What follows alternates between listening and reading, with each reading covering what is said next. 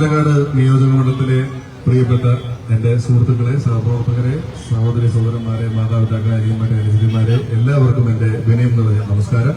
2 മിനിറ്റിനകം നമുക്ക് നോമ്പ് തുറക്കാൻ പോകേണ്ടതുണ്ട്. ഒരുപാട് സഹപ്രവർത്തകർ നോമ്പ് പിടിച്ചു നിൽക്കുന്നവരാണ് എന്ന് ഞാൻ മനസ്സിലാക്കുന്നു. എന്നിട്ടും ഇത്രയും വലിയ ഒരു സ്വീകരണം തന്നതിന് ആദ്യം നിങ്ങളോടൊരു നന്ദി പറയുന്നു.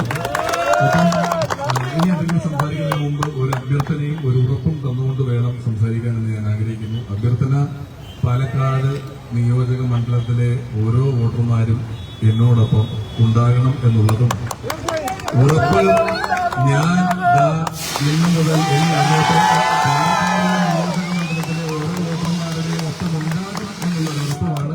ഒപ്പം ഉണ്ടാകുമെന്ന് ഞാൻ ഒരിക്കൽ കൂടി ഉറപ്പിച്ചു പറയുന്നു. കേന്ദ്രവും കേരളവും നമ്മുടെ കയ്യിലല്ലാതിരുന്ന ഒരു സാഹചര്യത്തിലും പാലക്കാട് നമ്മുടെ കയ്യിലായിരുന്നു. മറ്റ് പല സ്ഥലങ്ങളും ഇല്ലെങ്കിലും പാലക്കാട് എപ്പോഴും വളരെ ദിവസമായി ചിന്തിച്ച് നമ്മളോടൊപ്പം നിന്നിട്ടുണ്ട്. UDFന്റെ ഒരു ഉറച്ച കോട്ടയായി തന്നെ പാലക്കാട് എപ്പോഴും നിന്നിട്ടുണ്ട്. ചരിത്രം പരിശോധിച്ചാൽ 2 മുഖ്യമന്ത്രിമാരെ ഈ സംസ്ഥാനത്തിന് നൽകിയ ഒരു ജില്ലയാണെങ്കിലും UDF ആണ് പാലക്കാട് ജില്ലയ്ക്ക് ആദ്യമായിട്ടൊരു മെഡിക്കൽ കോളേജ് കൊണ്ടുവരുന്നത്. അവിടെ തൊട്ട് ഇങ്ങോട്ട് നിങ്ങളെടുത്ത ഏറ്റവും ഉചിതമായ, ഏറ്റവും കൃത്യമായ തീരുമാനങ്ങളുടെ ഫലമാണ് പാലക്കാട് എന്നും ഇത്ര സമാധാനപൂർണമായി നിൽക്കുന്നത്. ഇനിയും നിങ്ങൾ അതേ തീരുമാനങ്ങൾ തുടരുമെന്നും എന്നോടൊപ്പം ഉണ്ടാകുമെന്നും ഞാൻ വിശ്വസിക്കുന്നു, പ്രതീക്ഷിക്കുന്നു. നമ്മൾ ഇനിയും കണ്ടുകൊണ്ടേയിരിക്കും.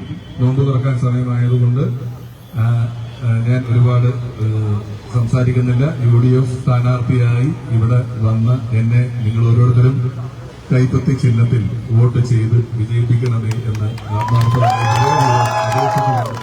നിർത്തുന്നു. നന്ദി, നമസ്കാരം. കാരണം ഈ പ്രസംഗത്തിനേക്കാൾ പ്രവർത്തനങ്ങൾക്കാണ് പ്രസക്തി എന്ന് ഞാൻ മനസ്സിലാക്കുന്നു.